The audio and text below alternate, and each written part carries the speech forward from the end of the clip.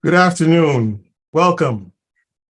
My name is Roland Anglin. I'm the Dean of the Levin College of Public Affairs and Education. We're going to have a great program this afternoon. We have with us Rick McGahee, and he's written a recent book called Unequal Cities. Rick will make a presentation, and then we'll ask Tanya Maness of CNP, Cleveland Neighborhood Progress, to give a local reaction. And then we're going to ask Dr. Michael Baston, president of Tri-C, to moderate the discussion.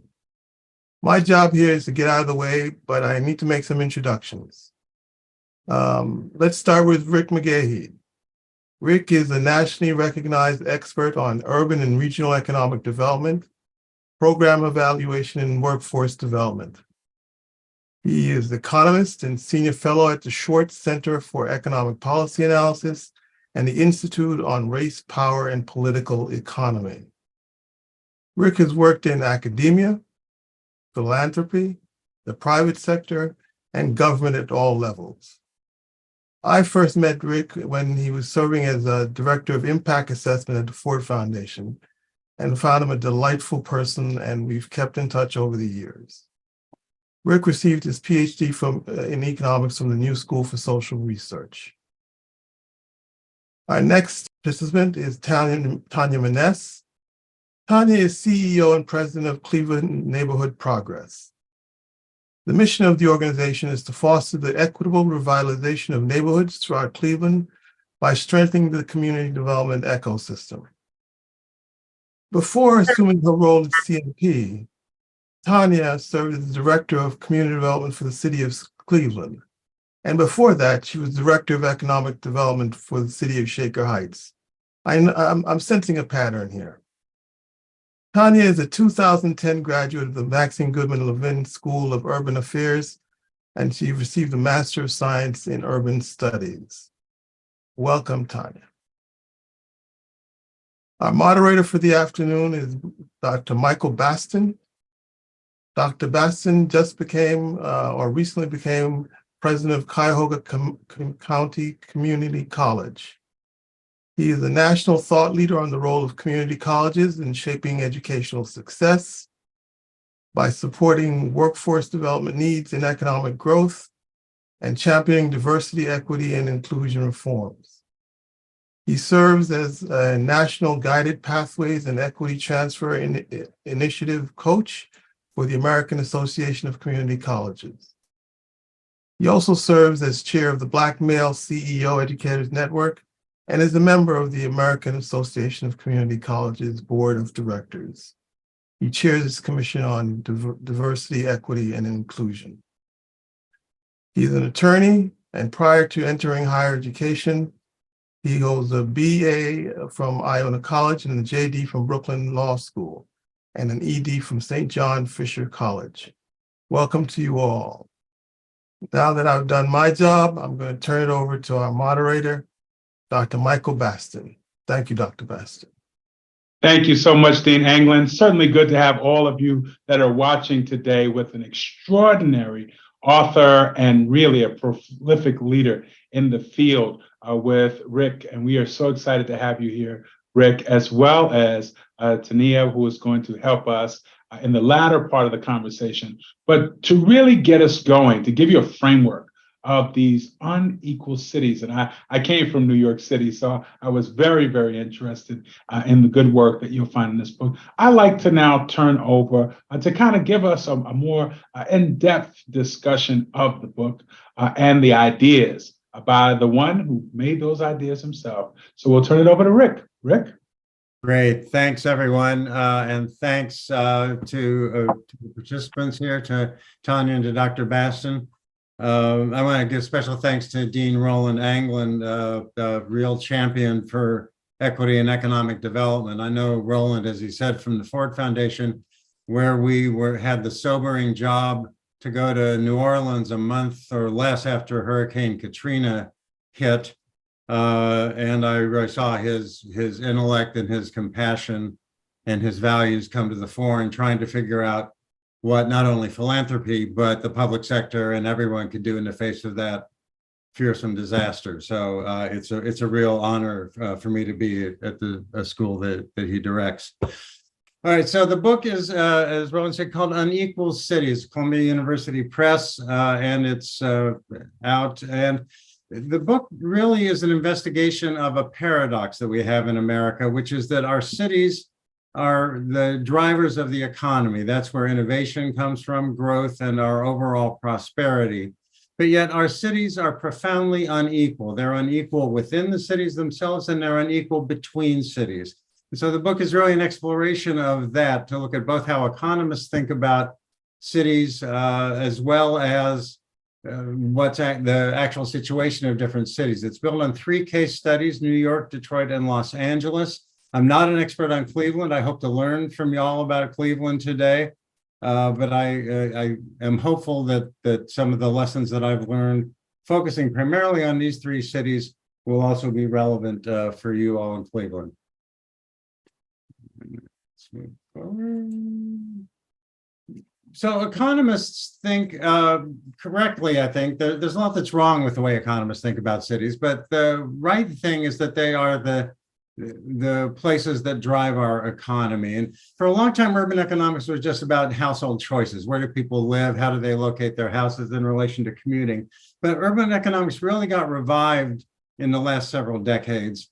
The work of Ed Glazer, whose Triumph of the City was a New York Times bestseller. Ed is a mainstream urban economist. There's some places where I have real disagreements with his views, but takes seriously the role of cities in the economy, not just as a location of commuting households. He looked and turned to Jane Jacobs, a great urban thinker, and Jacobs' work emphasized a lot of things about cities, but one of them was that cities bring people together. They agglomerate them and they bring different types of people together. And that's one of the real advantages for cities in growing economies. And think about it. There are a million stories about how cities combine things. My favorite one of my favorites is Detroit, where the auto industry grew up from a confluence of factors. If you know the Great Lakes geography, and you probably do in Cleveland, the lakes narrow at Detroit. And so that was a place where they repaired ships. There was a lot of ship motor repair. Henry Ford was actually an apprentice in a ship motor shop. And it was also a place where agricultural produce came in. It came in wagons, sophisticated for the time, wagons, springs, wheels. And somebody said, hey, why don't we take one of those motors and stick them in one of those wagons and let's see what happens. And through a lot of innovation and experimentation, at one point there were over 120 separate shops making what they called then, quote, horseless carriages at the time, grew into a really major industry. So that's my favorite economic example. My favorite cultural example, because it's not just, you get this innovation in a lot of ways. So if you think about New Orleans, in the late 19th century, you get freed slaves, or slaves who were free people, a lot of them freed themselves, bringing their music and traditions into the city. You get Afro-Caribbean rhythms coming out, and you get brass music really from oddly Germanic immigrants and John Philip Sousa and all that march music. But you throw all that in a pot together, those rhythms, those different cultural experience, those brass players, and you stir the stick around, and what you get is jazz, one of the great cultural forms, one of America's greatest cultural contributions, driven by African-American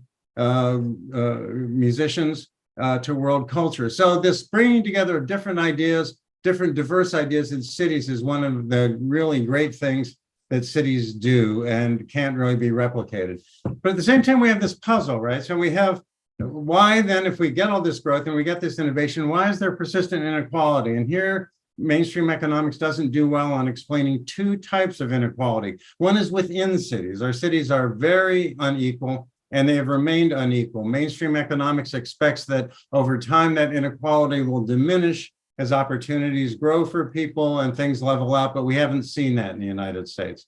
The second is that things will more or less get equal between cities. Costs will get too high in one place, mobile capital and labor will move someplace else, and the cities will all kind of level out. But we haven't seen that either. We've seen these superstar cities grow and stay ahead, even in the face of extremely high costs when you'd expect a lot more movement. It may be that working from home will flatten some of that out. I don't really see that as much in the numbers. So two things about this inequality that economics has not been able to explain very well. Why do cities themselves stay so unequal? And why don't we see convergence between cities to make them more equal with each other? I won't spend a lot of time on this. We'll be happy to make the slides available. There's a lot of diverse types of economists. They're not all market fundamentalists, as I would say Ed Glazer is, who's quite skeptical of government interventions and policy. There's a number of traditions. I come out of one of them at the New School, much more what they call institutional economics, looking at history, looking at other values. I work with Derek Hamilton at the New School, leading Black economist who's pioneered work in so-called stratification economics, which is to think about why do we have these persistent inequalities, which are not randomly distributed, right? They're distributed by types of people, race in the United States, but gender also is a big piece of stratification. And Derek has done pioneering work in showing how those kinds of divisions and identities and unequal identities actually are fundamental to reproducing the system and are not eroded away by market forces. So I don't want to think that all economists believe that markets are right all the time. They're not. But and there are four big bundles of things that economists don't deal with very well. And we've got four of them up here. The first is industrial change. That's the old Packard plant in Detroit. You probably have old plants sitting around in Cleveland that aren't running anymore. These industrial changes can be very jarring for places, and economics doesn't deal with them well, doesn't think about them well. Second, I've got the US Capitol there. There is a long-standing and persistent anti-urban bias in American policy. We'll talk about that a little more in a second. Through fiscal and through other arrangements. The third one is that's Chicago metropolitan area with over 1,500 local governments in it. And one of the things for me in writing the book was to realize how anti-urban a lot of our states are, independently of the federal system. I think folks know about the federal work. The state piece is less recognized. And one of the things states allows to happen is this fragmentation of governments in a single regional economy. That's persisted for a long time, but especially in the post-World War II era. And the fourth, of course, is structural racism, which is embedded in that kind of splintered regions that we see in employment and economic development, and particularly in housing. We see a structure that reproduces discriminatory results to the detriment of economies and to make it harder to overcome inequality. So these are the kind of the big four that economics, I think, misses in understanding inequality. America's longstanding anti-urban bias. There's Thomas Jefferson. I view great cities as pestilential to the morals, health, and liberties of man. You might think, well, a 19th century slaveholder, 18th century slaveholder is going to have those kind of views, but it was quite a widespread view, and it's built into our system. It's not just his views. Jefferson, during the yellow fever epidemic in Philadelphia, I'm paraphrasing, Jefferson said, well, it might have some benefits and it'll kill off a lot of the residents of the city. They really did not want a city-dominated space. And we built our government and our Constitution at a time when very few Americans were in cities, about 6% compared to almost a third of Great Britain at the same time, largely in London. This is particularly true in southern states dominated by slave agriculture. Those in turn were built into the Electoral College and the Senate, the way that we construct our political system. So you have this very strong rural bias, anti-urban bias building. I should say that a lot of the people who live in those rural areas don't necessarily benefit from this. The politics aren't there. It's not as if rural areas are flush with money, especially nowadays, but the political system is really anti-urban. And here's an example of that. Those are the Dakotas. They have 4 senators between them, and they have about the same population as North and South Manhattan Island, which does not have 4 senators between it. Dakotans have about 23 times per capita representation as people in Manhattan. I ran a number for Ohio. You have 1 senator for each 5.9 million people. Wyoming is the most advantaged state in the country on this. They have 1 senator for each 290,000 people. That's 20 times more than you have in Ohio, 67 more times than people have in California. So the Senate to this day is built very strongly on this unequal representation, and that affects a lot of our governmental system. The Electoral College mirrors a lot of this problem. But it's really post-World War II where we see the real consolidation of the cities have always been segregated. The great migration of Blacks from the South, mostly to northern cities when post-slavery, and then when agriculture was broken up in the South and people moved north. Post-World War II urban policy, they're listed down the side there. I won't run through each one of them. I want to particularly talk about housing here as a problem that I always like to recognize who that gentleman is. That is Carl. He's trying to buy a house from the Levitts, who developed Levittown, the famous suburb on Long Island, New York. This is a Levitt development in Bowie, Maryland. And that's Mr. Carl Andrews, African-American, who's qualified and trying to buy a house and being refused to because it was legal not to sell houses to Black people. You couldn't get federally guaranteed loans for them. The contracts of the houses had covenants saying you could not sell or resell your house to non-whites. You see some of them in the upper corner picture there. That's also in Bowie, protesting attempts by the state of Maryland to integrate the Levitt development. And then there's Dr. King in Chicago in 1966 when he went there to talk about fair housing and was physically beaten, had rocks thrown at him, and said that people in Chicago could teach people in Alabama something. And he didn't mean a positive thing they could teach them.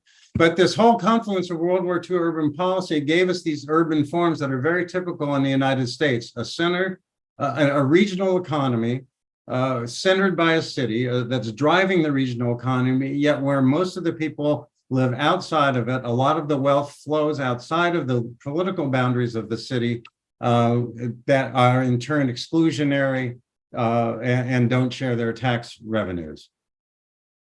As I said, the book is built on 3 case studies. I won't go through them here in the interest of time, but happy to talk about them. But in all 3 of them, you have the big industrial disruption.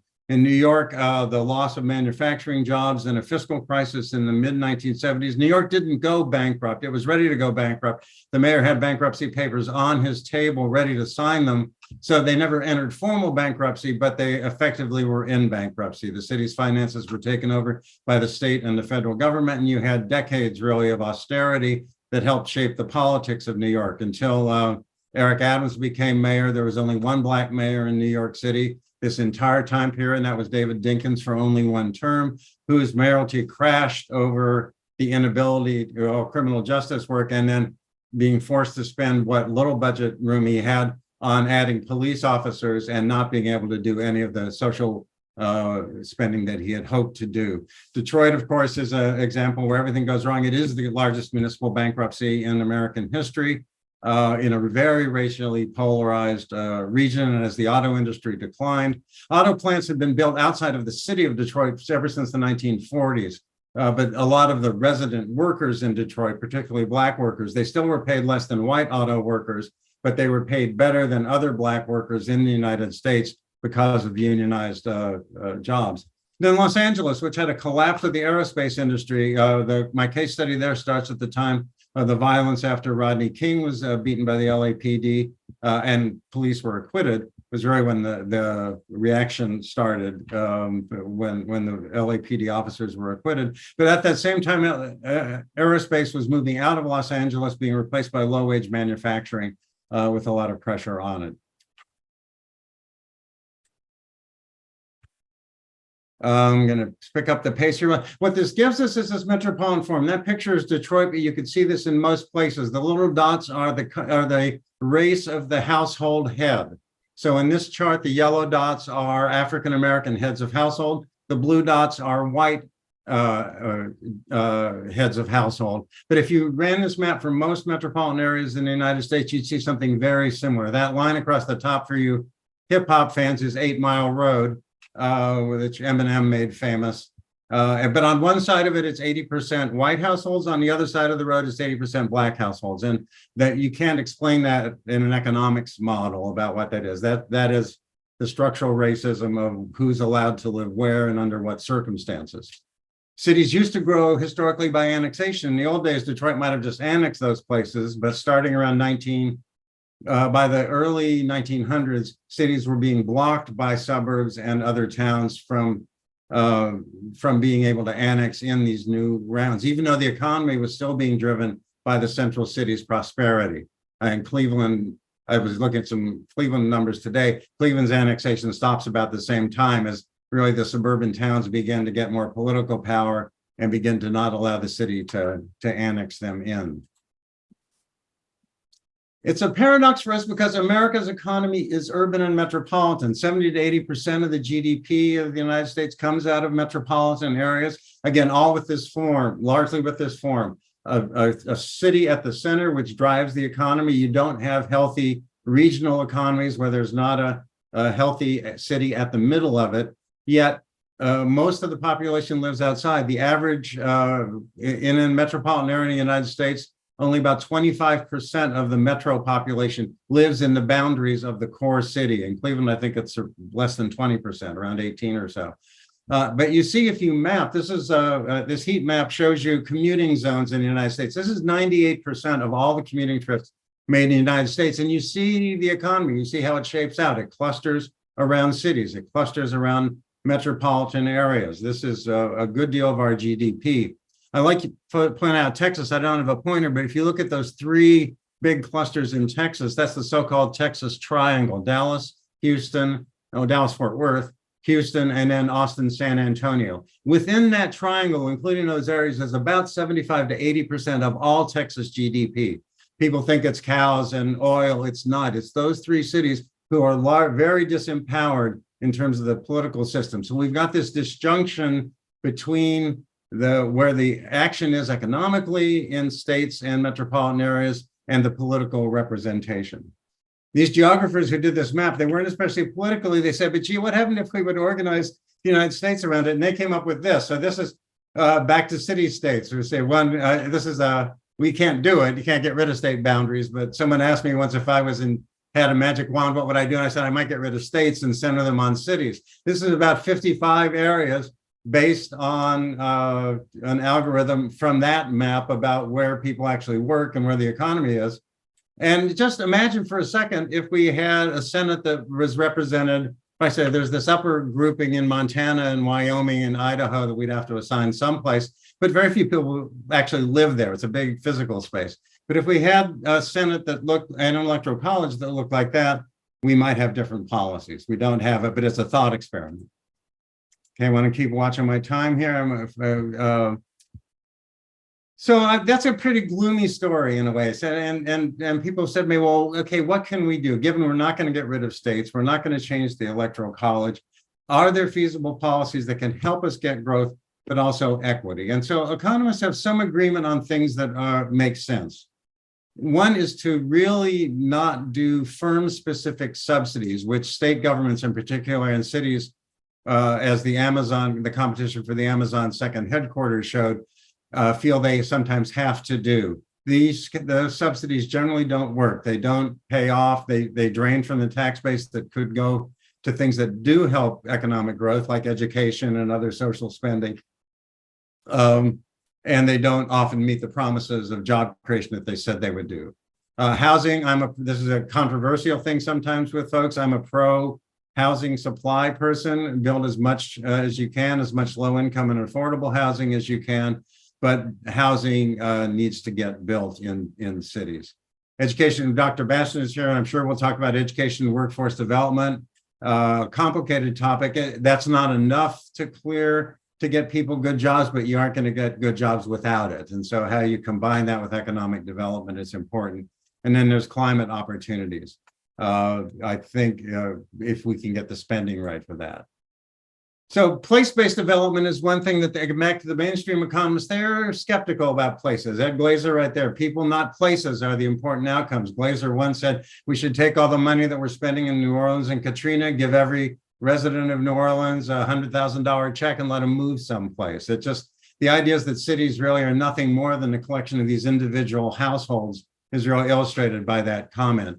I prefer the work of Tim Bartik at the Upjohn Institute. If you don't know his work, it's good to know. It says, first off, economists may have these models that people will move like these autonomous economic forces, but that doesn't correspond to reality. People stay in places for lots of reasons. Just prior to the pandemic, we were at the lowest point in the United States for moves from one region to another that we've been in 75 years. So that this movement, we've had a little uptick with the pandemic, although it's way overrepresented in the press about how big that is. It's coming off the lowest point we've been for 3/4 of a century in terms of intrametropolitan movements. The geographic and firm-specific subsidies don't have a good record, but Bartik, whose work I recommend strongly, has a lot of policies that are place-based that he says can work and also can have equitable effects. I'm also a labor economist. There's a lot of labor market interventions. We can think of education and training as one of those. Cities have tried to do interventions on the demand side, raising minimum wages or sick leave. This brings up another point about states having a lot of power over their cities. Many states, including Ohio, have barred their cities from raising the minimum wage beyond what the state minimum wage is. I grew up in Kansas City. Kansas City has two big cities, Kansas City, Missouri, and St. Louis. Both those cities passed minimum wage increases above the state minimum wage. The Missouri State Legislature overturned those increases, and they can do that because states control cities legally in our history. In questions, we can talk about how that happened. And then Missouri also said no city in the state can ever raise the minimum wage beyond what the state permits. So this is preemption, it's called, and states can preempt what cities do, and they do it quite often. But there are labor market interventions, I think, that can be looked at within cities. It's harder in places like Detroit, where the economy has really slumped. It's harder to think about these kind of interventions. And I want to really end on one of my cases, Los Angeles, is the hopeful case for me. They make extensive use of community benefit agreements. They really pioneered these, which are agreements that when you work with private sector developers, but you make legal agreements saying that you're going to get benefits for the community that can be monitored and measured and tied to the stream of benefits that comes out. So interesting, the picture of the Staples Center, first great big community benefits agreement, 35 community organizations, a lot of different places working together. These are not magic wands, right? Any of you who work in communities know how hard it is to build community coalitions and maintain them. And so the LA system is a constant negotiation of groups that have different demands, different interests, different needs, but have been able to come together on several issues. And then what they said to Staples, look, we can stop this deal, but if you'll work with us for the things that we want, we'll help you get it done. And that's been a useful approach. LA has moved a couple different things. Since then, they voted in the depths of the Great Recession, and it takes a 2/3 vote on the ballot to raise taxes in California, raised a tax to build the LA metro system, which brought environmentalists in. Environmentalists historically have not always been brought into this what I call the triangle, which are unions and economic developers, kind of convention economic development, communities of color who also want jobs, but have not always from that first combination received equitable treatment, and environmentalists who for a long time and still sometimes, I think regrettably, take more of an anti-growth posture. In LA, they've looked for ways to get all three of those groups working together. So in the LA Metro, you get construction jobs. The unions in turn had to make those jobs more available to poor residents. And if you recruit from poor neighborhoods, you're recruiting non-whites disproportionately. They still haven't done a great job with getting women into the construction trades, but they have had real impacts that way. So I think that there are ways that you can leverage through these community benefit agreements and other mechanisms, ways to get that prosperity spread out. I won't spend a lot of time here. People will probably want to talk about some of the question, well, what about working from home? Working from home, housing, all these issues are really important. I'd love to hear your all's thoughts on regional cooperation. We have, again, one regional economy in these metros, hundreds, literally, if not thousands in the Chicago case, of governments, and how are there ways that we can get them all to see that the interests of everybody are together, not opposed to each other. They have long histories of fighting with each other. I do want to mention one issue at the end there. I'm working on a project with Derek Hamilton and the Brookings Institution on racial equity scoring to start looking at public policies and evaluating its racial equity impacts in the same way that we now evaluate environmental impacts or that we do tax incidents in the budget. When environmental impact statements were first done, people said, oh no, this will screw up everything. You can't do them. It'll mess up. We'll never have any development. It'll take too long. And now they're a standard part of development assessment for policies. And we ambitiously hope, and we're not the inventors of this. It's actually being pioneered by cities who are out there doing it themselves, but are trying to think, well, we should add that dimension to the way that we evaluate policy as well, so we can understand that impact. So I'm going to stop there. This is and look forward to your comments on it. It's a sobering picture, I think, for people interested in equity and equality in cities, but I think there are some hopeful things that we can do within this complicated and not always helpful structure that we live in. And I'm very eager to hear everybody's comments and reactions, and let me stop there. What a wonderful outline for us, really taking us into the depths of thinking about the cities and a bit of the bias that have been a part of the conversation. Before we get into it, just a couple of things, folks. If you have questions, we want you to be able to put those questions in the chat. So if you got questions, please put them in the chat. But I want to start with allowing Tanya to give us a response to what you just heard and this great book. Once again, we saw it earlier, but I'm going to put it up for everybody. Unequal Cities. All right, your turn. Okay, well, thank you. It's hard to go after that. And thank you, Dr. McGee, for bringing your books, your comments to the table. And for all of you who may be missing the live-in college as I am, it was wonderful to go back and read a book and think about a response and kind of be a student again. So I really appreciate that. And so I have to say that, you know, I have really been a student of Bruce Katz from Brookings and the former Dean Ned Hill, who talked all about the metropolitan economy, right?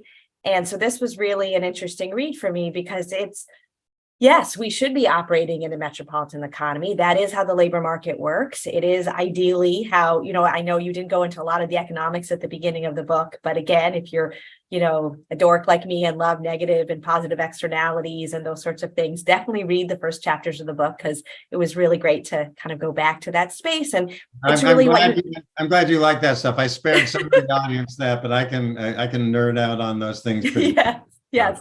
So, but it really speaks to this main theme, right, that you talk about is why are wealthy suburbs that depend economically on cities not paying their fair share in dealing with cities' economic problems? And Cleveland is, you know, exactly that story. And I think, you know, you brought forth some of the stats, but I, you know, looked up and I saw all 16 of Ohio's metros constitute 81% of the state's population, 84% of the state's jobs, and 87% of the state's GDP. And so, you know, you could have been writing this book about Ohio, and so much of what you wrote in the Detroit chapter, in many ways, really rung through. And, you know, we're really seeing this more and more. And in fact, I think our parochialism in Cuyahoga County, unfortunately, now is spreading, where, you know, the issue was always, well, okay, and I live in a first suburb, so we're all a part of this, right? I want to make it clear, we're not, this is not about placing blame. It's all about us thinking about how we're accountable. So it was the first suburbs taking away from the city center, then it was the outer ring suburbs of Cuyahoga County, and now we're into the exurbs of Geauga and Medina. And we have a real issue in our metropolitan areas because we are literally, with our policies, enabling further sprawl. And as our community is still, frankly, shrinking, right? We're just about at 1 million people.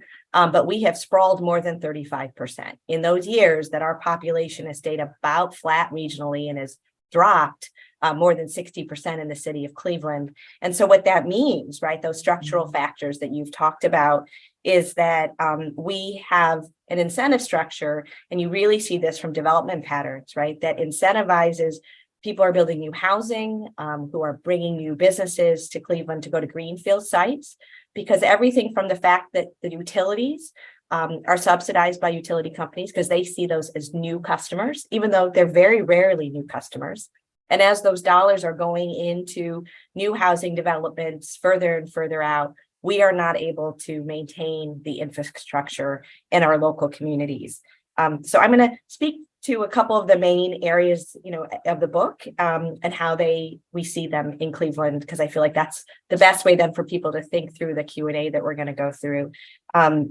The first is the structural economic challenges. Again, I remember reading an article at the Urban School about Pittsburgh and the contrast to Cleveland, and the structural changes in Pittsburgh where the steel mills literally died, right, over the course of a handful of years in the early 80s and late 70s, just forced that community to just completely rethink.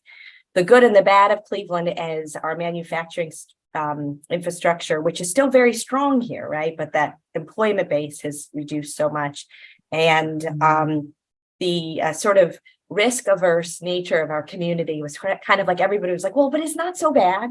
We're still doing okay. We still had these corporations, and as each one of them moved away, we weren't really thinking about, we didn't have this sense of urgency to change and react. And you really see that changing, I think. And again, I think in the Q&A, we'll talk about more of sort of what are the opportunities, but that real sense of structurally our inability, or I wouldn't say inability, but our lack of sort of urgency around reacting to the changes in the structural economy, I think has really hurt us. The longstanding federal bias against cities, during the planning, I mean, I'm just going to hit on a few things that were not as obvious, but that came out of the book that I haven't paid as much attention to. Community development block grant, the diffusion of it into cities, from cities to suburbs and rural areas. Lots of good reasons why. You can understand clearly why that's the case. And we talk a lot about how we have so much more in common with rural areas in Ohio often than our suburban counterparts, and how you just mentioned it, right? Pitting us against each other is not the point. But the fact is there was less community development block grant money coming to cities. It was starting to come to states, right, instead of cities. And then you're also trying to deal with the rural and suburban issues as well. You specifically in the book, which I appreciated, talked about the creation of CDCs, but we are dealing with right now, right? The really unrealistic expectations that you're going to have these small nonprofit organizations. You're asking them to right the wrongs of communities that are dealing with systemic racism, bias, the predatory lending or lack of lending. And you're essentially telling small nonprofits, listen, we're going to ask you to develop in the most difficult regions, the most difficult environments, and then we're going to, shut you down when you fail, because we were setting them up to fail. And frankly, we still are, right? But I think at least we're having good, honest conversations about it. I could talk for a very long time about the state hostility towards cities. That was like a little bit of therapy reading that section of your book, but I do think it's worth just raising a few of these issues, right? The city of Cleveland had an amazing law, the Fannie Lewis law, that required contracts that were coming from the city of Cleveland to have a certain amount of minority contractors involved. It was a very well-running system it really helped the trades diversify. The state struck that down in 2000, I've lost track, but like 2015-ish. The state struck down the city's gun laws in the early 2000s, and we are absolutely dealing with the ramifications of that. That idea that you'd have the same gun laws in rural areas of our state as you would in the city of Cleveland is absurd, but that's where we are. It is a consistent thing, right, that cities are contributing more to the state budget than we're getting back. We just saw, again, an attack on the local government fund that barely exists anymore, but used to be actually a staple of communities in Ohio. In this very recent legislature, we saw the push to begin to tax affordable housing as market rate housing. That is now law that we are contending with. that you can't combine, or the Ohio Housing Finance Agency was doing a really neat thing where they were giving additional points for low-income housing tax credit projects that had historic tax credits. That was just pulled. We know that from a transportation standpoint, the state of Ohio's transportation spending, public transportation spending, is really abysmal. It's pretty sad when ours is considerably less than Michigan. You kind of think, okay, the auto state is going to have a dismal public funding for transportation, but actually we are worse. And then just this past weekend, there was an article in Cleveland.com about the fact that municipalities, which I didn't know this, are not allowed to legislate paid sick leave.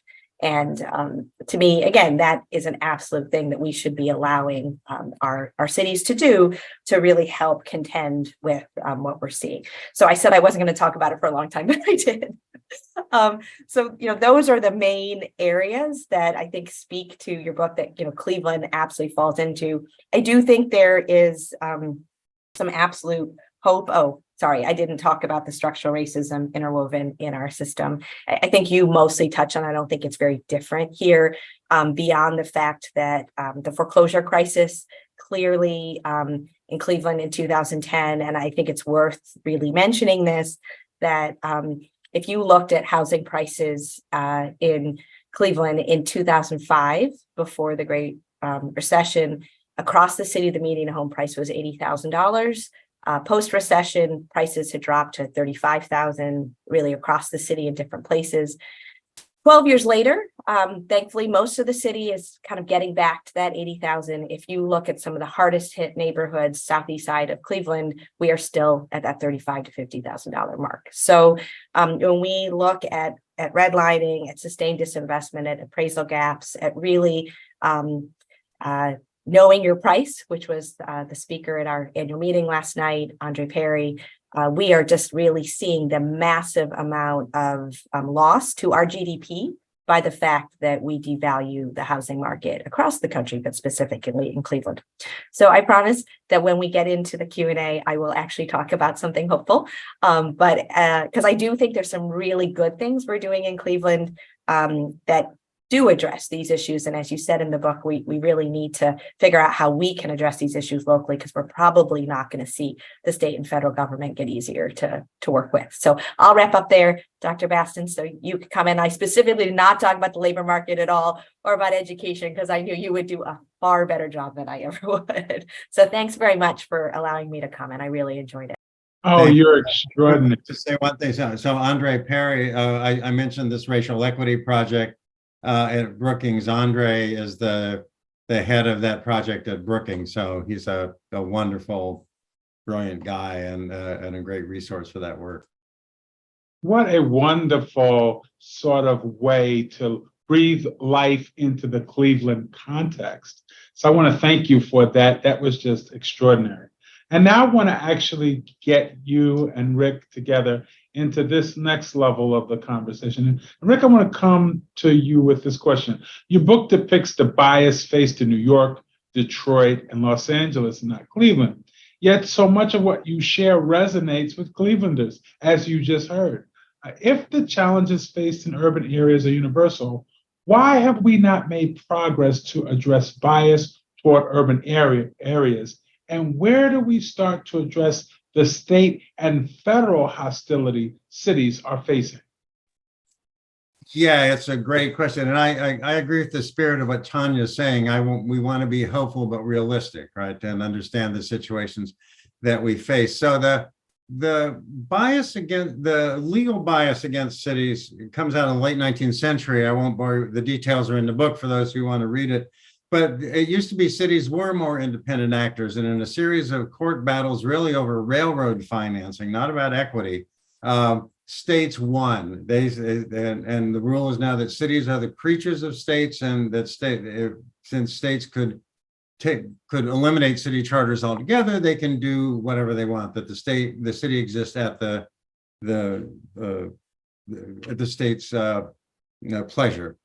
Now, for a while, that cities could hold their own in that, but starting really in kind of the late 19th, early 20th century, as I mentioned annexation. So it used to be if you tried to build a new town and escape the city's power, the city would just annex you in, right? Most cities grew that way. Cleveland had a history of annexation until the early 1900s. New York famously annexed Brooklyn, Dr. Bastin, you probably know, in the late 1898, but that was the last big annexation. At the same time, the state legislature approved that, they said no more, because you had these suburbs that were growing more powerfully. And my read of that is that they didn't want to be part of the city. The first major rejection is Brookline, Massachusetts, which actually is rejecting the Irish in Boston. They saw it as corrupt and they didn't want to pay those taxes. But very quickly, this blocking of annexation comes at a time when we have two really big population changes in these cities. First is foreign immigration, in Cleveland, as well as all industrial cities got that. European immigration of various immigrants who were looked upon very badly at the time by the current residents.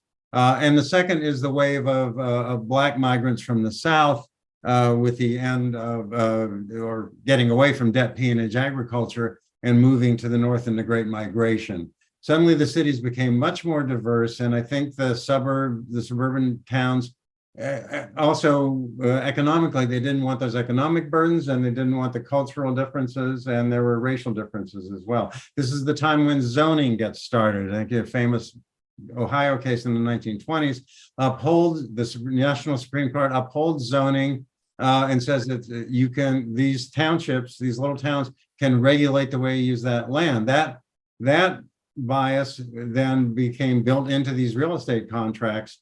And when housing surged in the post-World War II period, it surged into a legal structure that said it's all right, in fact, legally required in some cases, not to sell to African Americans and not to build multifamily housing. So that's the bad brew that we've got. Let me let Tanya in the conversation. I want to come back and talk about California, because while it's not nirvana, I think it's an interesting case where I think it has become better than it in terms of pro-city. And so I think there are some trajectories that we could look at. But Tanya, do you want to get in on that? Well, the only thing I was going to mention is what I touched on a little bit is trying to work within our state to align more with rural areas, right, where most of our state house and representatives really are coming from.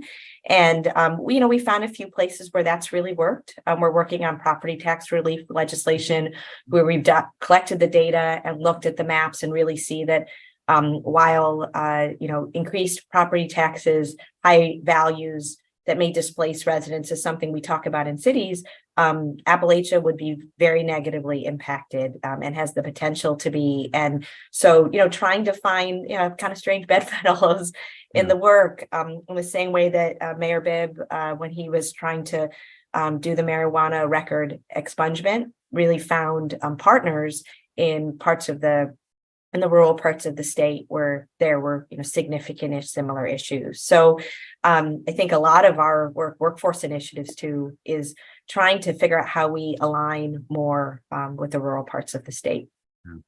I think that's good. The property tax thing is a perfect example. You've got aging populations, both in cities and states, in all these areas. And none of these small jurisdictions can, or even big ones like cities, can handle that on their own. That's closely aligned to healthcare. You've got crises in healthcare, both in cities and in rural areas. Hospitals are closing. They're not financed adequately.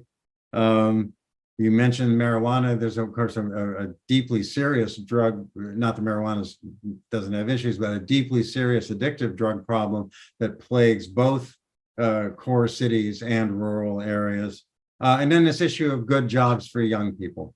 Both education, but how we get decent jobs for folks. And then if you look at the way, I don't know the Ohio state budget, but if it's like other state budgets aligned this way, the rural folks don't get a lot of benefit from at the federal budget. There's huge money that goes to rural areas, but it goes to big agricultural companies. And a lot of that doesn't trickle down to the residents of those areas. So I think it's a great I gave a presentation yesterday in New York, and people were talking about the same thing, looking for ways to align, particularly on budgetary and social service issues, with rural communities where they're not well served by this hostility towards, because it's hostility towards social spending generally. Well, let me ask you both this question. How do you, what role do you think urban planning and design can play in creating more equitable cities? And how can these disciplines be integrated with other approaches to address inequality? Yeah. Well, I'm a pro housing guy, and this isn't always true. There are people that worry about gentrification and displacement of cities. My own reading of that evidence, and it's not always agreed to, is that the way one of the ways gentrification works is that wealthier people want to live in wealthier neighborhoods. They can't find the housing there, and then they start moving adjacent neighborhoods and pressing down on the folks there. So building more affordable housing, including in affluent areas in cities. Very often affordable housing is put in the poorer areas because the wealthier people resist it going there. So I think upzoning, New York's having big fights around this, and other cities are, but to do more housing development in the city, even in wealthy areas, and get as much affordable housing as you can out of it, but but also get market rate housing. I think you need both of those things together, and that I think planners could help a lot and push back against this resistance to housing. And also, Tanya mentioned the sprawl issue. Right, the way we do housing now in regions, if you're an environmentalist, is so anti-green. Right? We're just spreading like crazy, and making everyone even more car dependent. So environmentalists ought to be for more dense housing in urban areas, with a substantial amount of it being affordable housing. Yep. And so, yeah, this is very much my world. And I think that there's clearly a lot of work that the city of Cleveland is doing from a zoning perspective, and we're seeing more broadly that's really allowing for more mixed income, mixed use communities, really incentivizing transportation oriented development, looking at what our issues are. And again, this is where we felt much more like Detroit. Our issues, we have a lot of land that needs to be redeveloped. So the mayor's plan, the $50 million for sites to really bring jobs back into Cleveland, to really remediate and prepare sites for development. We need growth, right? At the end of the day, there is very little that we are going to change in Cleveland if we don't see metropolitan growth, right? And we need to be able to encourage more of that growth in our center city. So again, Greater Ohio Policy Center has really been very effective. And I think we are seeing the brownfields money from the state also coming back into the budget, and Cleveland's done a very good job of doing that. It is very clear that we do need to focus on place, right? The social determinants of health, the interests in attracting people back into the city. We have to give them reasons to want to live in our community. We all know this, right? But the biggest predictor of health outcomes, long-term life outcomes, wealth outcomes is the zip code that you grow up in. So we have to focus on place. I actually really do enjoy a lot of what Glazer writes, but the idea that we would not focus on these communities, it is a complete loss if we don't. And I think the last piece I'd mention is the 10-year housing plan that the city's put forth, where we are really looking at things like pay to stay and right to counsel that protect renters, protect people in our communities, and then at the same time are finally looking at how are we going to put money aside from some of the developments, asking there to be developers who are willing to put dollars as they develop in the city into a housing trust fund to help repair and rehab of homes. That's not been something we've been able to do in Cleveland to this point because it has been so expensive to develop, and we don't get the rents that you do in other parts of the country. But I think we've got some market areas where clearly we can expect those kind of returns, and really looking at how we fund housing outside of low-income housing tax credits, right? We just don't have the allocation to manage and really develop the kind of housing and bring what is naturally occurring affordable housing, which is rehabbed housing in our neighborhoods. That's really the work we need to do. Okay, I can talk about housing forever, so I better stop and let you get back to it, Dr. Basson. This is a message to the folks who are progressive and who don't like developers, right? And I hear that a lot when I talk to people on the housing side. They're all for the regulatory side of it that Tanya just laid out well, but you can, it's a both and. You can regulate within, I don't think you can regulate to the point where nobody will build anything. That's not a good recipe, but it doesn't mean that it's a free for all either. You can find ways to do that. Some of the LA experience does that. Again, it's different. It's negotiating every time. But this hostility to any private development, I think for progressives, I understand where it comes from in the gut, but it doesn't work out well over time. I was talking to someone, they said, "Oh, I don't like these developers." And I said, "Oh, did you build your own house?" You know, right? The houses we live in are built by developers. Now, we don't want them to be just for the rich. We don't want them to be used to displace low income people, but we can, that's a both and it needs to be for cities. Folks, we're having a great discussion on this book, Unequal Cities. Really get this book. It's an excellent read. I want to go into one of the citations in the book now. The book cites declining urban wage premiums, leading to what you call the hollowing out of the middle class. Our educational institutions like Tri-C and CSU and our key partner, CMSD, are economic engines in growing the skills and wages to address inequities. Yet, federal and state policies and funding streams will never be able to provide the investment necessary to systematically change the region. What can urban areas do without adequate federal and state support? Rick? I want to hear from you about more about the community college, but in workforce development, and you know this language, it's the language is there's two customers, right? There's the worker and there's the business, and you've got to meet both their needs, and they both have needs, and so that smart workforce development looks to do that. And there's lots of places where, if you think just the care sector alone, for in home health care and in healthcare with an aging population, there are huge needs there. We got to fund those somehow. That's beyond any one city's ability to do. But healthcare is a good industry in the sense that there are job ladders, right? You can, with the right education and training, not always easy to deliver, people can move up and get careers. We have huge infrastructure things that are coming online. Partly there's money flowing from the Biden administration to do that. Partly we're going to have to do something about climate. And Tanya mentioned housing rehab, an enormously important piece of that. Again, those can be done. I'm a very pro-union guy in this way. I think that labor unions, particularly building trades, historically in some places had a very bad record at being inclusionary. And excluding people that didn't look like them. But you're getting some new leadership in those trades, and I think that's changing and ought to be pushed for. So that's another big sector. We just got huge amounts of infrastructure needs, particularly in our older cities, that we're going to eventually have to do something with.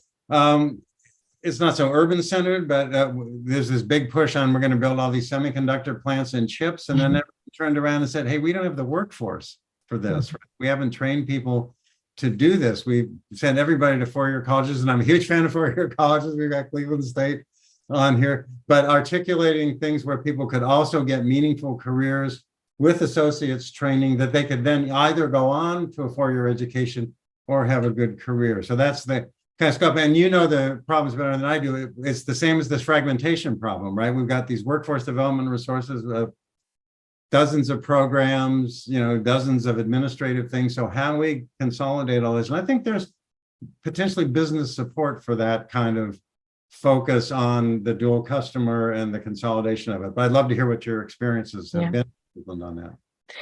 And so I'm going to just mention two things. And then, yes, I think Dr. Basson on this one, we should be hearing from you. The two places where we play here is, very much seeing the need if we want to get our residents in Cleveland into job training programs, some of which are really valuable in Cleveland. Where we've seen it effective is if we have the wraparound services to support them. to be able to bridge into those trainings. We just can't expect single family households to be able to, not have the childcare, the transportation, to give up their current job that maybe isn't ever going to take them where they want to go, but is paying the bills right now. And so we've really seen that when there are wraparound services, when you've got trusted partners and communities that kind of walk them into many of these environments, because a lot of the time it's that people really don't feel that they can do this, right? They need someone to help build their confidence. They've been out of high school for years. They hated school to begin with, right? We need to kind of change their orientation to training and sort of career in that way. And then the other piece was on the infrastructure side. We're really seeing, I think, some really interesting programs, one that we run with our CDFI, Village Capital Corporation, which is developing minority contractors. And we're working with another partner, Cleveland Development Advisors, and taking that Contractors on the Rise program that's all about developing minority contractors, giving them a line of credit, giving them the skills they need to grow their businesses, similarly doing it and trying to build wealth with minority developers, right? That's really how we're going to change the trajectory. But that's a very, very specific case, but absolutely, as you said, we don't have the workforce to do what we need to do to rebuild the infrastructure, repair. We have homes and things in Cleveland, let alone semiconductors. So Dr. Bassett, I'll hand it to you. Well, certainly one of the most important things we've got to think about is sort of the trust that has been broken over years. So we presume that because now everybody's on the same page about the problems, that everybody is now just going to move into trying to solve them. We talked a little bit earlier about this idea of folks not being able to get into trades. So the same folks that you said to your grandfather and your father, you can't get in the door, that would have changed the economic trajectory of the family. Now you say, well, the door is open to you now. Well, do we want to go in that door now? I think that's a reality. We have, in some cases, over-policed, quite frankly. So now you have a shortage of police, and you're saying, well, look at all these folks that are here that could be police. Well, because of over-policing at earlier ages, those same folks now can't take jobs that actually are needed now. And so that's all about building trust.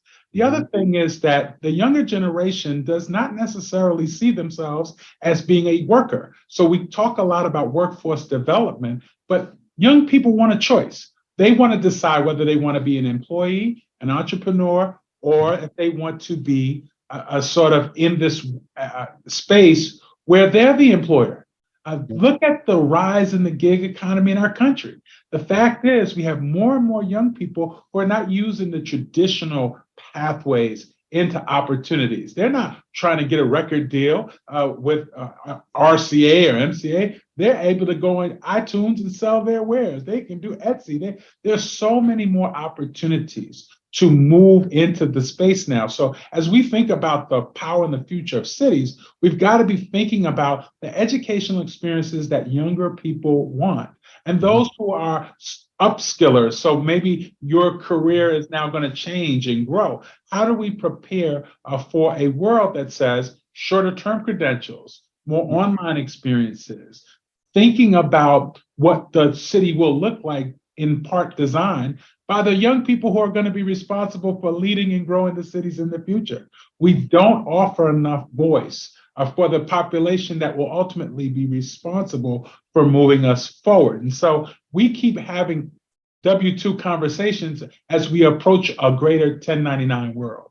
And unless we begin to start wrapping our arms around that in the city conversation, the presumption that everybody wants to start a family, move out to the suburbs and get a home, well, the younger people are not running out to the suburbs to get a home and starting families and all of the traditional things of previous ages. So I think as we get into this reset and what your book talks about, sort of, if you think about the different kinds of biases that we have seen at the federal level, at the state level, all of these biases, they play into a resetting world that we've got to embrace. So I'm gonna get off my soapbox, but education plays a major role in this work, as you can see. No, but I really like this link between thinking about that and the physical housing, community planning in the city. Like, what kind of city can you build and develop for those folks who want to live, who want to be there and live there, right? And that's a great way to think about there's this worry about that we've got too much office capacity in city. People think, well, let's convert those to housing, but could you also do it for housing or arts or entrepreneurial spaces that combine in those buildings if they turn out to be projects that can go that way? But I like that lateral thinking about what's going on in the labor market and what you do with the physical part of the city. Thank you so much, Rick and Tanya. Listen, I have a couple more questions, but there are some ways that you can participate. You can put your questions in the chat. I'm going to actually give a few of the questions that we now have in the chat for folks. So we want to make sure that if you have a question for our panelists, please put it in the chat. We're happy to raise it. Here's one, for example, in the chat. Why do we need more market rate housing when the old housing stock is mostly poorly maintained with lead and mold? And the rents for these units have been also soaring just as the market rates won. So most of the renters have no place to move to for their health and safety. Why don't we start with you, Tanya? Okay. Would you take a shot at that? Sure, but I think that's a both and, right? We absolutely need to be making our homes first and foremost safe and sanitary to live in, right? The very basic HUD standard is nobody in this country should be living in a home. And we know, I was the director of community development for the city of Cleveland. The conditions that people live in our city just should not be. But we really need to be dealing with the homes that need to be repaired and remediated. Then we need to rehab homes that would update homes so that they are affordable still, right? Because typically when we are rehabbing a home, we are still in a range that you could rent it affordably, or it becomes a home that somebody could purchase. And often what we find in Cleveland and in many Midwestern cities is that the mortgage payment is as much or less sometimes than the rental payment. So it's really changing that view a lot of time of people in our neighborhoods that they could actually own a home that is rehabbed.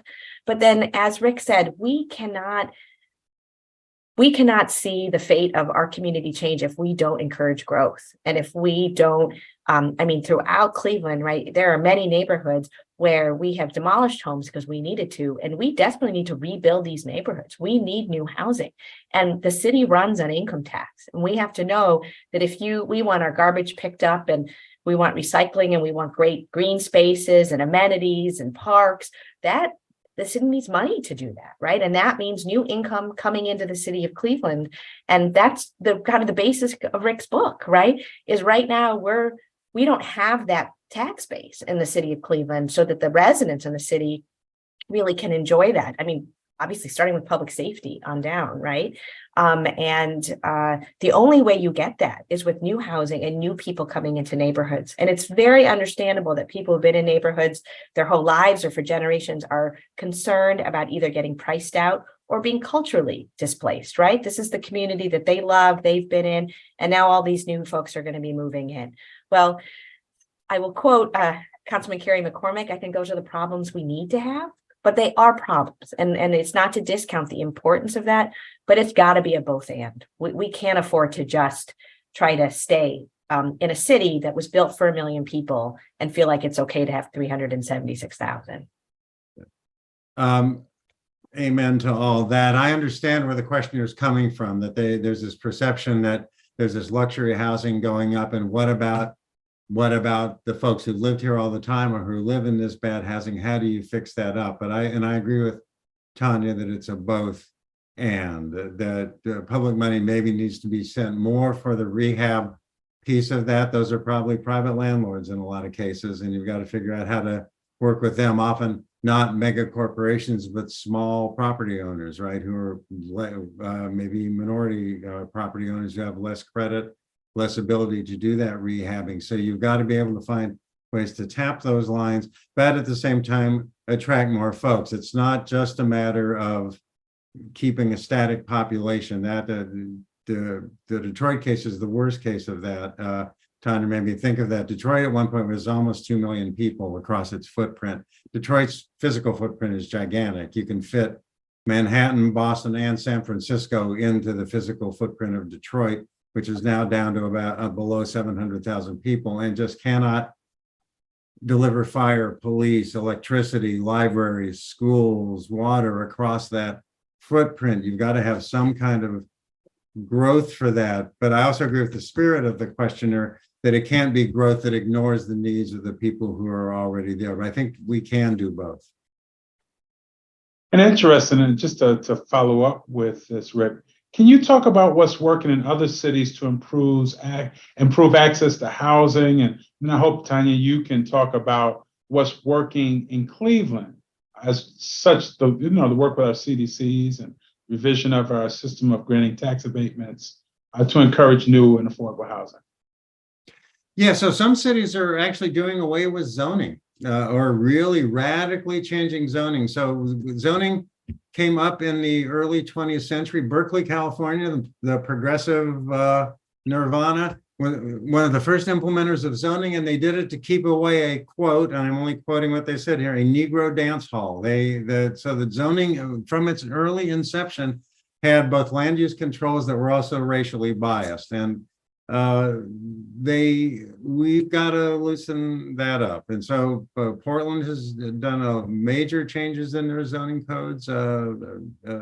Cities in Minnesota are looking at. There's a lot of resistance and concern about this, and you have to take into account the concerns of existing homeowners, particularly those with modest incomes. I'm less worried about really wealthier ones there, but we've got to make it more possible to just build more housing. And then at the same time, when a developer comes in and says, oh, I like that piece of land, I want to build something on it, negotiate real hard for as much affordable housing as you can get, either in the project itself, or there are cities that you get contributions to funds for building affordable housing or for rehab, as Tanya was talking about.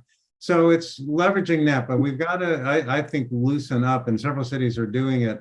The constriction on most of, even in core cities, 75% some of the usable land is zoned for single family housing, and it's not the right model. Or more ADU, alternate dwelling units, let duplexes or townhouses go into this. So we have to use our land better. Land is the real valuable asset that a city has, and we're underutilizing it with our current zoning patterns. But several cities are breaking out of that. Yep. So I think the city of Cleveland, and I am really hopeful here, is doing some really innovative things. I'll start with land because Rick ended up there.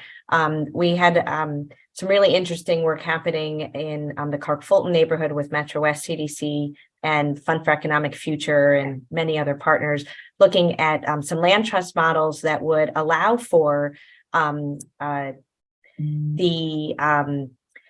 long-term rentals on land, which is something that you don't see too often, because for the most part, right, you have land trust models where you are really encouraging people to buy homes, and the housing value only goes up a certain amount, and it's really the value of the land that you're being taxed on. That doesn't work right now in Midwestern cities, right? The value is land, but unfortunately, our issue is we have all this land and we don't have development. And so we are in a very different place than most of the country, right? Most of what's written is about the coast. That's why I appreciated, Rick, that you wrote about Detroit, because it is such a different view when what you are trying to create is a market. We don't have a market in most of Cleveland. We don't have the comps, the appraisal values to be able to build new housing, right? People are worried about building new housing. Well, at this moment, you don't need to worry about it, because except for in a couple of our strongest neighborhoods, about 9 block groups in a city of 425 block groups, those are the only ones where there's a market right now to build new housing. So I said there was positive things. I'm getting there. So on a positive side, again, the city adopted a 10-year housing plan that really looked at creating a housing trust fund, funds outside of just the federal community development block grant and home funds, which are so important, but that's really been it in Cleveland for the most part from a housing perspective. Now between using American Rescue Plan dollars really effectively, as well as incentives that hopefully will be looking at, the city's divided the city into 3 neighborhood typologies, actually many more, but 3 main ones, and looking at different incentives in different neighborhood typologies. So in the opportunity typologies that are some of our struggling neighborhoods that primarily need repair and some amount of rehab, where you're not going to have a market for a while for infill housing, middle markets, which we can really move towards the marketplace where we could see banks writing mortgages and small businesses getting loans. That's where we're focusing a lot of our energies as a CMP, but the city has a real focus on the middle neighborhoods. We did some work with CSU, some research on middle neighborhoods nationally. And I think there's a real understanding that these have been the mainstays of our community, and they're not weak enough, right, to be able to use CDBG money well enough. And they're not strong enough for the market. And unfortunately, if we're not intervening in those neighborhoods, we're really losing those neighborhoods pretty quickly. And so there are different interventions in the 10-year housing plan for those neighborhoods that is more about competing with the suburbs, right? Is really about saying, hey, these are neighborhoods potentially of choice. These are neighborhoods where we could be seeing new housing, where we should be renovating our housing to add that extra bathroom or that bedroom that would allow a family to stay in Cleveland who may leave because they don't have the housing stock that they wanted. And then in our market rate neighborhoods, and it is really important to say this, really trying to use land trusts to do what land trusts are normally utilized to do, to ensure that we do keep affordable housing. And we've got some great CDCs who have created a Near West Land Trust that are really trying to ensure that their neighborhood doesn't lose affordable rentals and affordable new housing. So we have a lot of work to do, but here in Cleveland, we've really got to be thinking about how, and we can do this here, right? How do we equitably grow? We grow slowly enough, that's the downside, but we grow slowly enough that we can be mindful of our growth. And I think we could be an amazing case study for the country of how to do this right. But we have to welcome growth and then put the controls in place to make sure that we are protecting the people who live in our communities. So important, because in fact, we want to grow and we don't want everybody to move, we want them to improve. So that, I think if we start to have that as a mindset, very, very important part of the conversation. I want to go to some of the questions that are in our chat and in our web chat space, our Q&A place. Really, lots of great people who want to dive in. And let me come to this question from Eric. We live in a community where the age demographic is rising. Housing options are not physically compatible for the older residents. Stairs, appliance access, etc. Is there a vision of remodeling existing structure that will allow folks to age in place? Tanya, let's have you start with that. Yeah, so this is something that Director McNamara at the city from an aging person, who's the director of aging, and I know they were talking about across the county, is most of our housing is not in any way hospitable to aging in place. And that is such a significant issue. I have parents that I'm caring for now, and the stairs are not our friends all of a sudden. So really looking at, is it putting, lifts that will take you upstairs? At this point, it's very difficult to think about how you are in a house that doesn't have a bathroom on the first floor, how you can age in place unless you start doing some of these basic things with ramps and lifts and things like that. The goal that we have to have, though, is as we're looking at new housing, as we're looking at some of our larger homes that in our historic neighborhoods, right? Some of the 2 families and things that could be rehabbed with first floor. How do we do that? And how do we have different standards in our housing? But we don't have a good answer for this question right now. And I think that's the honest answer, is we don't have a good one. Yeah, that's perfect. Yeah, perfect to be able to outline where we are. Rick?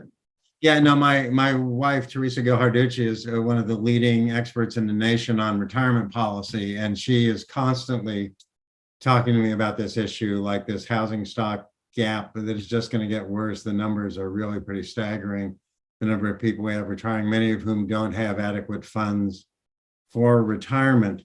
In places where you've got more dense housing than that, where people aren't in single family home, there's things called NORCs, naturally occurring retirement communities, dense cities with stacked buildings with elevators, if they're in good shape and all that stuff, aren't bad places to retire, particularly if they have some transit availability. On the other, there may be ways, I don't know of a lot of places doing it, but I know people speculating to leverage, if there's equity in the house, can you use that for like a young home buyer? Could you convert the house into a duplex in a way that would then throw off some funds for the rehab that way, but still give some housing unit to someone who's seeking it? California does a lot of ADU of the, additional dwelling units, which takes a lot more, probably more capital than most of these folks would have in situations. But to try and reuse that existing physical stock, people do not want to leave their houses. Like almost 90% of people, if you ask them, say they want to age in the house that they're in. So we might like to imagine, oh, we'll move them to some other retirement community, assume we can build it, but people don't want to go. So it's a problem that we should turn into an opportunity somehow. And I want to, can I just jump in real quick with one thing? Because we both focus so much on the housing, but one of the things that I think is a real opportunity for cities, and Rick sort of mentioned it, is the 15-minute city that Director Hong and Mayor Bibb are really talking a lot about, where all of your amenities are close by, is something we talk about often for young people, but it's hugely advantageous for people who are aging, because when they aren't as dependent on a car, they're in a transportation-oriented environment, they're around other people, then it is much easier for them to stay in community, stay engaged, both, mentally, emotionally, physically as well. Beyond that. So I just wanted to mention that I do think that is something we're working on. We have to let Dr. Best come. My mother lived in a very affluent suburb, and when she couldn't drive anymore, she was totally isolated. And there are people in these really isolated situations. Cities are better places to age in if we can get these services and the housing right. Particularly if you have folks, we know that people are living longer. And so we are going to, and as we continue to have advances in our healthcare and the ways in which we handle certain diseases and things like that, we will have people who will need the services longer. Dean Anglin, did you want to add a comment? I want to jump in and just ask if shared housing could be a model that we can use. Shared housing is growing across the country, where CDC, some or other community-based organizations will match an elderly resident with a home with a young person. And that young person, 20 to 30, will help with chores, they'll help with companionship, even light cooking. It's a community development strategy that's always intrigued me. I don't know if it makes sense, but I just wanted to see what people thought of it. I'm not aware of it being done much, but I think it's a great idea to explore. I think we need lots of ideas in this space, and it does seem like when you match, you've got someone who's maybe got too much housing and the wrong sort of housing, but is in it, and then you have younger people who need housing and can't afford to buy it. That would seem very worth exploring. And the community-based organization vets the person living in the home. You need some. It's not something. It's none of these places where quote markets by themselves aren't going to do it. You need some social grouping to do it. Awesome topic. Let me come to you, Rick, with another audience question. There's some economic literature that finds the inequality or income inequality is beneficial for growth per capita income in metropolitan counties. What are your thoughts on this dynamic? I'd love to see the citations. There's a theory in economics that it draws from development economics, like in less developed countries, that says initially you'll get poverty because people move in and they'll kind of overcrowd. But as the economy develops, grows, then inequality will go down. But we haven't really been seeing that, in part because the jobs change so much in the United States. I think there is literature that says more equitable places grow better and faster. I'm thinking of the work of economist Manuel Pastor at the University of Southern California, and his writing partner Chris Benner have done several books where they argue that equitable places with more equity actually have healthier and faster growth, that it's associated with it, that inequality is not good over time for growth. And it doesn't pull up the folks there. So I would respect, if the person wants to put in the chat some citations, I'd love to see them, because my reading of that literature is that inequality is not great for growth. It polarizes incomes, tends to rob the tax base a little bit. So I'm not aware of that. Well, and I think what they might be speaking to a little bit is some really great research that Richie Paperinen from Cleveland State has done here, and really looking at some of our most high growth cities across the country, which we constantly, everybody says, why can't we be more like X city, right? That has all this growth. And what you find often is those are the most inequitable places. And they are starting to see the ramifications of that. And that's, what you talk about in your book. But that might be what the commentators is mentioning, is that some of our most high growth places are our most inequitable places. Yeah, no, absolutely. Yeah, and that's true. I guess there's one factor we haven't talked about that I want to mention briefly, which is immigration, foreign immigration of the cities. And I know Cleveland, I think, did obviously in the turn of the last century, had a big wave of that, but less. That's something that cities need to be open to. And we lost a lot of foreign immigration, first under President Trump and then under the pandemic. But cities like New York and Los Angeles have always thrived on it. Now, again, for people who have lived in the city are worried, well, great, now you're going to bring in immigrants and displace me, and you haven't paid adequate attention to my needs. But there are ways to solve that, and that can be a source of growth of people that can help absorb this housing stock and the land space that you've got. So I think staying open to immigration while not allowing that to displace or overcome the needs of the folks who already live there is something else that cities need to be alert to. What a wonderful conversation. I'm going to throw in this one last question that came out of the audience questions. What can we as cities and individuals do to combat bulk buyer LLC purchasing? I'm thinking of the Holton Wise type outfits for local folks and their predatory practices. On the one hand, we need to develop properties, and on the other hand, a lot of these investors, quote unquote, don't pay taxes and let the properties fall apart until demo is necessary.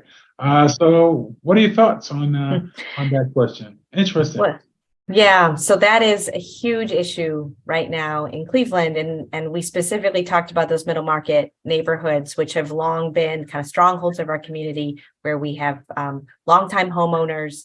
And we have bulk buyers coming in, and we're becoming quickly an investor city, and that is not a place that we want to be in. We're really thankful that the city of Cleveland, CHN Housing Partners, and some of our legislators at the state, right, are really looking at moving legislation that will require these LLCs to provide a local contact so that they can't hide, trying to put measures in place that make it harder to just buy a lot of properties and then not maintain them.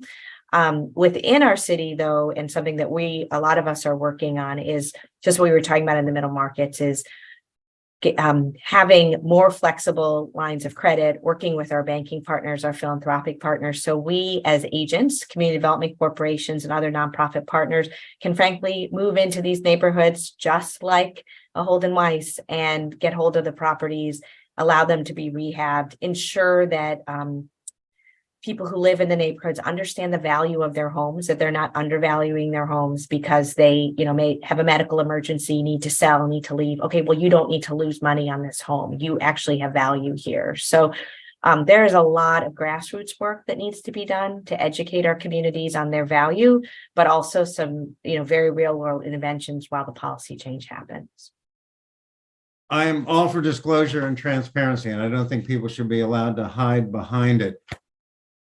And I don't know this particular case in Cleveland, so I want to be careful here. But if you look at the prospectuses of these real estate firms that buy up housing, they say, we're going to go to places that aren't building new housing. We want to go to places that resist building new housing, because then we know that we can rent out the properties we buy for a lot more money. So that in places like New York and Los Angeles, where some people are opposed, we want to block these big investors. If you don't and have for a decade not built anything, those are the places that a lot of investment firms want to buy houses in. So this is another of these arguments I have for building over time. We've more difficult places, and Tanya gave a great description.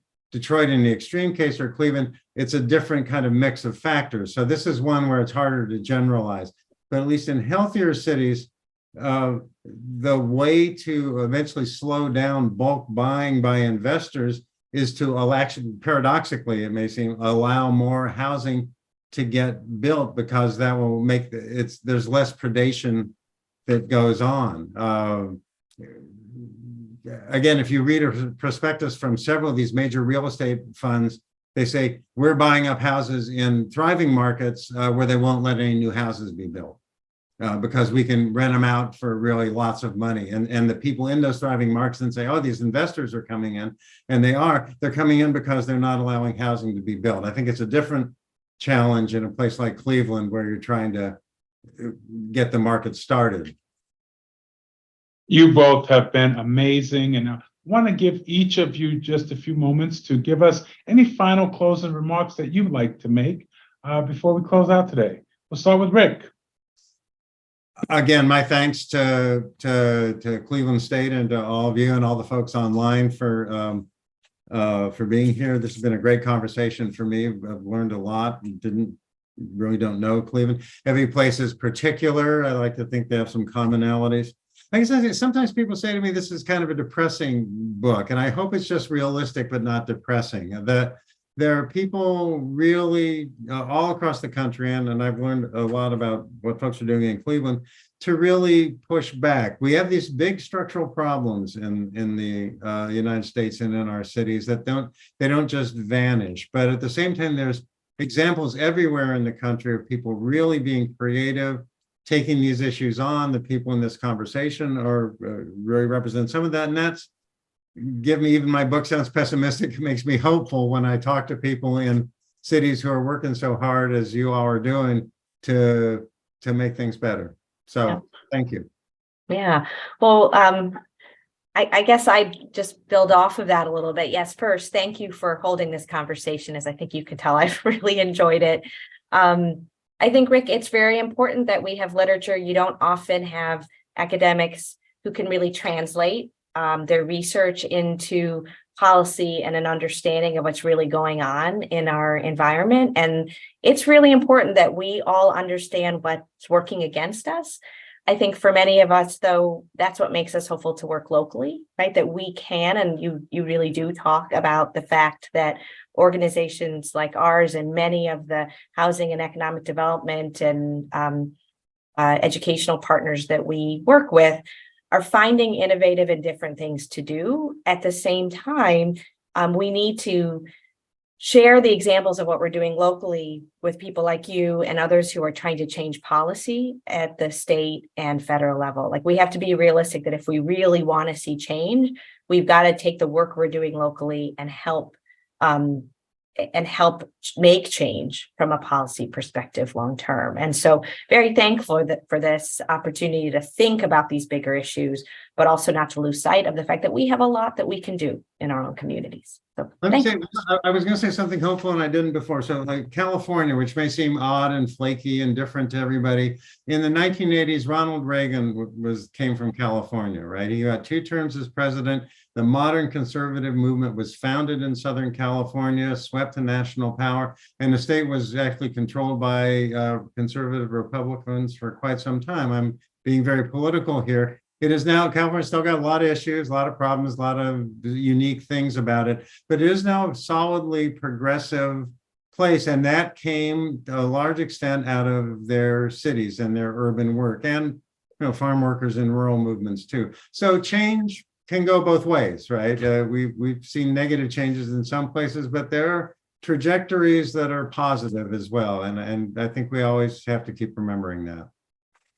We certainly want to celebrate Cleveland State University and Levin College having this powerful and courageous conversation. The book, once again, Unequal Cities. Please get that book.